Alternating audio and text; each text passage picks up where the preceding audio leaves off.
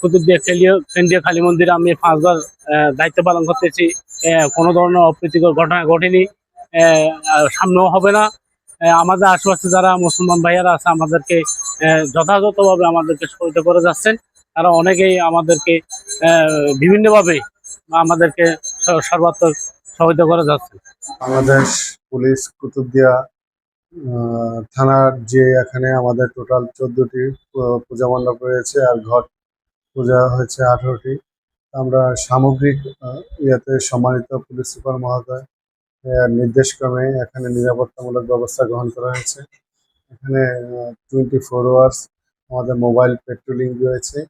প্রত্যেকটি পূজা মণ্ডপে বাংলাদেশ আনসার ও বিজিবি সদস্য অ্যাপয়েন্টমেন্ট করা হয়েছে এবং মণ্ডপ ভিত্তিক আমাদের দায়িত্ব বন্টন করা আছে।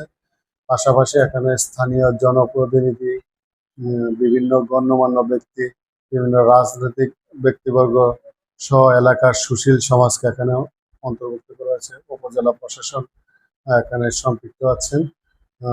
এখানে নারী শিশু মন্ত্রণালয়ের প্রতিনিধি, প্রত্যেকটি মণ্ডপে তাদের প্রতিনিধি আছেন। এবং আমরা বাংলাদেশ নৌবাহিনী এখানে এবং কোস্টগার্ড সহ সকল আইন শৃঙ্খলা বাহিনী তদারকিতে আছে। সকলের সম্মিলিত প্রচেষ্টায় শারদীয় দুর্গোৎসব উৎসবমুখর হবে এবং কুতুবদিয়া বাসীর সকলের সহযোগিতা কামনা করছি।